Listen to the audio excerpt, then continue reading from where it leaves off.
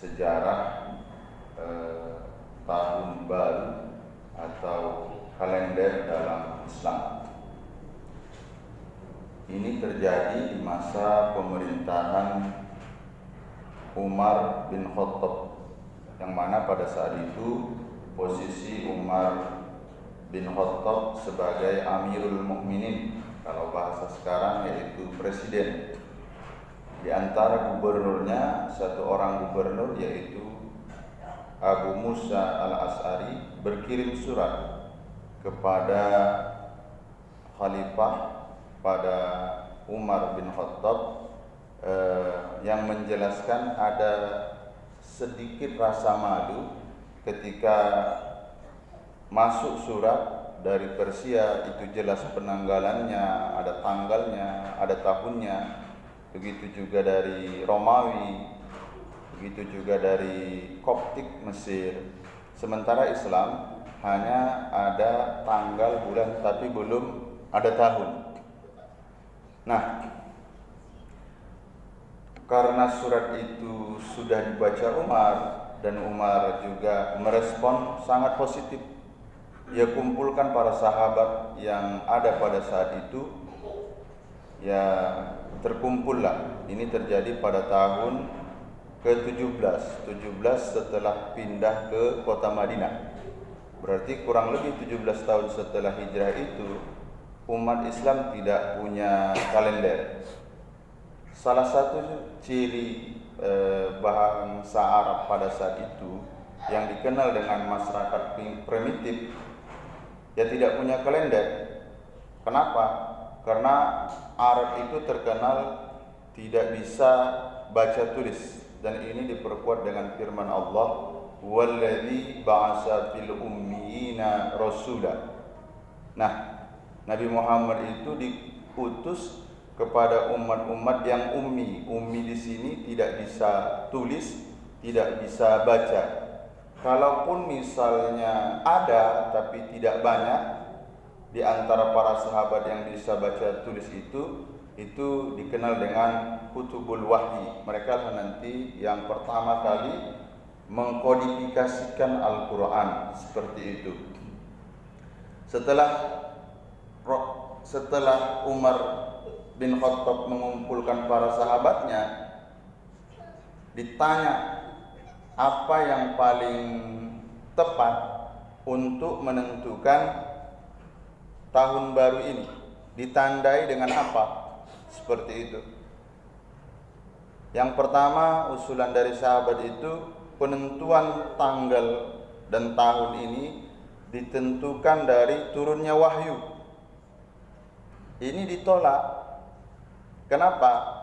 Kalau ini dijadikan acuan, sementara ketika turunnya wahyu, perubahan belum banyak kelihatan. Maksudnya kemaksiatan terus berjalan, yang lain juga berjalan. Intinya belum ada perubahan yang dirasakan umat Islam pada saat itu. Kalau begitu, usulan yang kedua yaitu ditentukan awal tahun itu dengan kelahiran Nabi Muhammad SAW. Ini pun ditolak. Kenapa? Karena waktu kelahiran Rasul itu juga tidak ada perubahan terhadap masyarakat Arab pada saat itu. Usulan yang terakhir yaitu penentuan tanggal itu tepatnya dengan meninggalnya Rasulullah SAW. Ketika meninggal Nabi Muhammad SAW hari Senin, maka dimulailah penanggalan itu sesuai dengan meninggalnya Rasul. Dan ini ditolak, dan kita juga bersyukur. Andai saja ini diterima, maka setiap tahun baru itu namanya Amul Ta'ziyah, hari duka cita. Kenapa? Karena orang Arab dulu membuat penamaan-penamaan itu berdasarkan kondisi alam. Apa yang terjadi? Kalau saat itu Arab pernah banjir, itu dikenal dengan Amul Faidon. Ketika kelahiran Nabi Muhammad kurang lebih 60 hari sebelum kelahirannya, Abraha ingin menghancurkan Ka'bah. Tahunnya disebut dengan tahun Amul Fil, tahun bergajah. Ada dua pendapat. Yang pertama pendapat dari Ali karramallahu wajhah, yang kedua pendapat dari Umar bin Khattab. Kita tidak pertentangkan di antara kedua pendapat ini siapa yang menyebutkan, karena ini tidak berkait dengan akidah. Ada yang mengatakan ini diucapkan Umar, ada yang mengatakan ini diucapkan oleh Ali karramallahu wajhah. Apa kata mereka?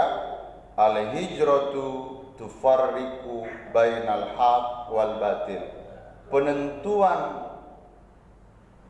awal kalender atau tahun dalam Islam itu ditandai dengan hijrah. Dihitung dari hijrah. Kenapa? Hijrah itu penentu. Penentu apa? Mana yang hak, mana yang batil. Dengan adanya pindah itu ketahuan. Orang yang tidak suka, orang yang berpura-pura dalam tanda petik munafik, kelihatan jelas dia.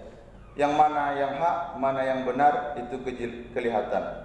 Jadi ditetapkanlah tahun baru dalam Islam itu dihitung mulai dari hijrahnya baginda dan para sahabatnya ke kota Madinah. Lalu apa hikmah yang bisa kita ambil dari penentuan kalender dalam Islam ini? Yang pertama, Umar. Sebenarnya Umar ini dikenal dengan orang yang sangat jenius. Tapi untuk menentukan pendapat, dia tidak menekankan pendapatnya. Dia panggil sahabat-sahabatnya. Dalam rangka apa? Ia masih mendengar, ia masih membutuhkan nasihat daripada sahabat-sahabatnya. Tidak keinginannya saja. Di sisi lain, kalau kita lihat, Umar ini bukan hanya disegani atau dihormati sahabat, bukan hanya ditakuti musuhnya, tapi setan pun takut sama dia. Andai setan jalan di jalan lintas pasir putih ini, itu yang kiri kanan minggir itu. Kenapa? Karena takutnya sama Umar. Tapi Umar tidak pernah memaksakan pendapatnya yang harus dipakai. Yang kedua, dengan apa yang dibuat Umar dan para sahabat ini pelajaran yang berharga untuk kita semua. Pelajarannya, tidak seluruh yang tidak dibuat Rasul itu tergolong dalam kategori bid'ah. Ini menunjukkan bahwa kalender ini di masa Rasulullah tidak ada, bahkan 17 tahun setelah hijrahnya. Apa yang ingin kita ambil? Sesuatu hukum itu ataupun suatu pendapat itu, kalau memang baik dan tidak bertentangan dengan akidah, bisa saja kita pakai. Kenapa? Ada maslahat ammah, ada kemaslahatan di sana. Ini saja yang ingin kami sampaikan. Mudah-mudahan ada hikmahnya.